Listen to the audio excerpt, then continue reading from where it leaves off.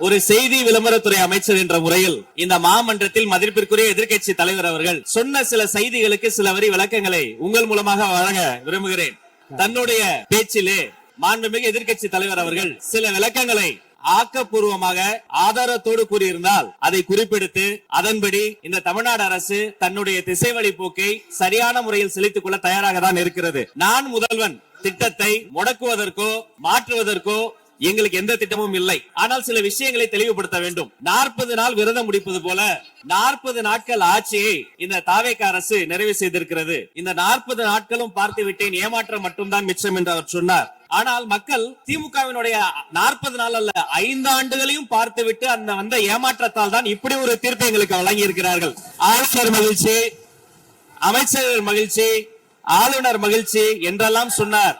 இந்த அரசில் தமிழ்நாடு மக்கள் மகிழ்ச்சியாக இருக்கிறார்கள் என்பதை தான் இன்றைய சட்டமன்றத்தினுடைய போக்கு காட்டுகிறது. நான் முதல்வன் திட்டத்தை பொறுத்தவரை தமிழ்நாடு முழுக்க இருக்கக்கூடியவர்களை நான் முதல்வன் என சொல்ல வைத்துவிட்டு ஒரே ஒரு குடும்பத்தில் மட்டும் முதல்வர்கள் வந்து கொண்டிருக்கின்ற போக்கை மாற்றுவதற்காக தான் இப்படி ஒரு சட்டமன்றம் அமைந்திருக்கிறது. தமிழ்நாடு வரலாற்றில் முதல் முறை முதலமைச்சர் மட்டுமல்ல, மாண்புமிகு சி ஜோசப் விஜய் அவர்கள் முதல் முறையிலேயே முதலமைச்சராக இருக்கிறார். அவருக்கு பிறந்தநாள் வாழ்த்துக்களையும் சொல்லிக் கொண்டு நிதி ஆயோக் கூட்டத்தில் மாண்புமிகு முதல்வர் சொன்னதெல்லாம் 40 நாட்களில் நீங்கள் செய்திருக்க முடியாது, அது திமுக தான் காரணம் என்று சொன்னார்கள். நானும் அதை தான் சொல்கிறேன். இன்று அவர் சொன்ன சட்டம் ஒழுங்கு, போதை பொருள் எல்லா பிரச்சனைக்கும் 5 ஆண்டு காலமாக அவர்கள் செய்த திமுக ஆட்சி தான் காரணமாக இருக்க முடியும் என்பதையும் சுட்டிக்காட்டிக் கொள்கிறேன். பள்ளி மாணவர்கள், ஒரு கல்வித்துறை அமைச்சர் நான், பள்ளி மாணவர்களினுடைய புத்தக பையிலே அன்றைய முதல்வர் ஸ்டாலின் படத்தை நாங்கள் போடவே இல்லையே என்று பெருமையாக சொன்னார். அப்புறம் ஏன் சார் லேப்டாப்ல மட்டும் அந்த படத்தை போட்டீங்க? நீங்க லேப்டாப்பில் போட்ட படத்தை எங்கள் மாணவர்கள் திண்ணர் வைத்து அழித்து விட்ட காட்சிகளும் சமூக வலைதளத்தில் பார்த்து கொண்டுதான் இருக்கிறோம். ஒரு வரியில் சொல்லுகிறேன், கோயில் பிரச்சனையை முத்தமிழறிஞர் டாக்டர் கலைஞரினுடைய வசனத்தையே சொல்கிறேன். நாங்கள் கோயில் கூடாது என்று சொல்லவில்லை, கோயில் கொடியவர்களின் கூடாரமாக மாறிவிடக் கூடாது என்றுதான் சொல்லுகிறோம். தூய்மை தொழிலாளர்களை இன்றே பார்த்து விட்டதாக முன்னாள் முதல்வர் பார்த்து விட்டதாக சொல்கிறார்கள். எங்கள் கேள்வியே அதுதான். 10 நாட்கள் ஒரு வாய் சாப்பிடாமல் உண்ணாநோம் இருந்த போது நானும் எனது சகோதரர்கள் அண்ணன் ஆனந்தும் மாதவம் போய் பார்த்தோமே. இன்று தூய்மை தேவதைகளை பார்க்கிற திரு ஸ்டாலின் அவர்கள் அன்னைக்கு ஏன் சார் பார்க்கல? ரிப்பன் மாளிகைக்கு அட்ரஸ் தெரியலையா? எப்படி போக வேண்டும் என்ற பாதை தெரியவில்லையா? தமிழ்நாடு எத்தனையோ திருடர்களை பார்த்திருக்கிறது. அலிபாபாவும் 40 திருடர்களையும் கூட பார்த்திருப்பீர்கள். அலிபாபாவும் ஃபியூஸ் கேரிய திருடர்களையும் இப்போதுதான் எங்களுடைய மின்சாரத்துறை அமைச்சர் பார்த்துக் கொண்டிருக்கிறார். அதை குறித்த நடவடிக்கை எடுக்கப்பட்டுக் கொண்டிருக்கிறது. அவர்கள் மின்வெட்டை குறித்து சொன்னதற்கு மாண்புமிகு புரட்சி தலைவி அம்மா அவர்கள் இதே மாமன்றத்தில் சொன்ன ஒரு வரியை சுட்டிக்காட்ட ஆசைப்படுகிறேன். இந்த மாமன்றத்திலே தமிழ்நாட்டிற்கு மின்சார தடையை அறிமுகம் செய்த திமுக எதற்கு மின்சார தடையை பற்றி பேசுகிறது என்று அவர் கேட்டார். கலைஞர் வண்ண தொலைக்காட்சி கொடுத்தார்கள், அந்த நாட்களை பார்க்க முடியாது. கலைஞர் வண்ண தொலைக்காட்சி கரண்ட் இல்லாம கருப்பு வெள்ளையா பிளாக் அண்ட் ஒயிட்டாவே போன அந்த காலங்களை எல்லாம் மறந்துவிட்டு ஆதாரம் இல்லாமல் உண்மைக்கு புறமான செய்திகளை மாமன்றத்தில் அவர்கள் சொல்வதை இதோடு நிறுத்திக் கொள்ள வேண்டும். நேரலையை குறித்து கேட்டார்கள். எனக்கு ஆச்சரியமாக இருக்கிறது. 3 ஆண்டு காலமாக ஒரு தொழில்நுட்ப கோளாறாக அன்றைய சபாநாயகர் நேரலையை இருட்டடிப்பு செய்து விட்டார். ஆனால் இன்று மாண்புமிகு சபாநாயகர் நேரலையை கொடுத்துக் கொண்டிருக்கிறார். அவருக்கு எங்கள் சார்பாகவும் நன்றியை கூறிக்கொண்டு விவசாயிகளின் குறித்து இந்த மாமன்றத்தில் ஒன்று சொல்கிறேன். தமிழ்நாடு வரலாற்றிலேயே விவசாயிகளின் சங்கத்தின் தலைவர்கள் மீது குண்டாஸ் போட்ட ஒரு சர்க்கார் திமுக சர்க்கார். ஆனால் அவர்கள் கண்ணீரை போக்க நாங்கள் போராடி கொண்டிருக்கிறோம். அரசு பள்ளிகளில் எந்த கட்சிக்காரர்களும், அது தாவேகாரர்களாக இருந்தாலும் சரி, பள்ளி மாணவர்களை தொந்தரவு செய்யாதீர்கள் என்று சொன்னதோடு மட்டுமல்ல, பெருமையோடு சொல்கிறேன், எங்கள் கட்சியினுடைய ஒன்றிய செயலாளர் அரசு பள்ளியில் சென்று ரிலீஸ் எடுத்ததற்காக நேற்றைய தினம் கட்சியை விட்டு நீக்கியிருக்கிறார் என்னுடைய பொதுச் செயலாளர்.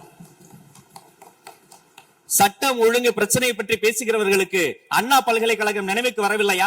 அண்ணா நகரில் பெத்த பிள்ளைக்கு கொடுமை நடந்ததற்கு கம்ப்ளைண்ட் கொடுக்க வந்த அப்பா அம்மா மீதை அடித்து துன்புறுத்தியது நினைவுக்கு வரவில்லையா? யார் அந்த மேலிடம் என்று கேட்பவர்களுக்கு யார் அந்த சார் என்பது நினைவுக்கு வரவில்லையா என்பதை உங்கள் மூலமாக நான் கேட்டுக்கொள்கிறேன். இடையில் ஆங்கிலத்தில் ஒரு விஷயம் சொன்னார், to remain silent. I want to quote Walter. I may not agree with what you are saying, but I am ready to give my life to defend your right to say it. எதிர்க்கட்சிகளினுடைய கருத்துகளையும் அரவணைக்கக்கூடிய மாமனிதர் இந்த மன்றத்தில் முதல்வராக உட்கார்ந்து கொண்டிருக்கிறார்.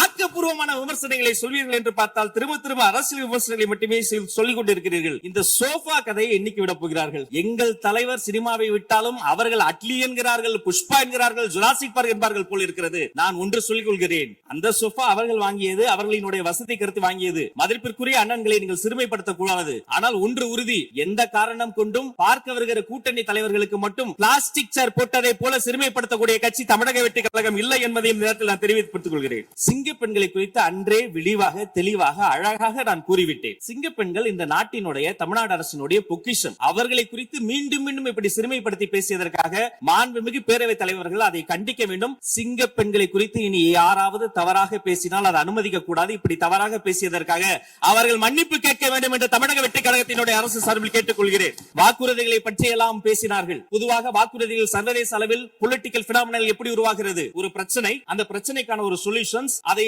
எந்த political interference இல்லாமல் செயல்படுத்தக்கூடிய ஒரு செயல்முறை, பின்பு வரக்கூடிய அந்த வெற்றியை ரோடு போடுவோம் என்று சொல்லி ரோடு போட்டதை காண்பித்து எக்ஸிபிட் செய்து அவர்கள் முன்னோக்கி செல்வார்கள். ஆனா இங்க பொறுத்த வரைக்கும் நாம தமிழ்நாட்டில் இதுவரைக்கும் ஆண்டவர்கள் பிரச்சனையை ஐடென்டிஃபை பண்ணி சொல்லவே மாட்டாங்க. ஏன் தெரியுமா? அந்த பிரச்சனையே அவங்கதான். அவங்களே அவங்களை ஐடென்டிஃபை பண்ணி எப்படி சொல்ல முடியும்? சரி, அதுக்கு பாசிபிள் சொல்யூஷன் சொல்லி பொலிட்டிக்கல் இன்டர்ஃபரன்ஸ் இல்லாம அதை செயல்படுத்த முடியுமா?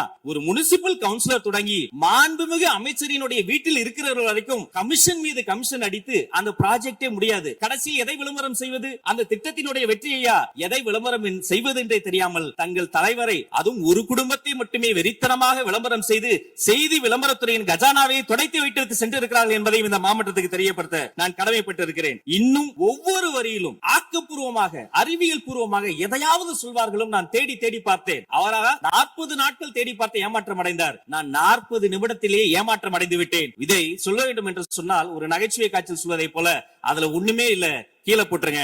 நன்றி சட்டப்பேரவை தலைவர் அவர்களே.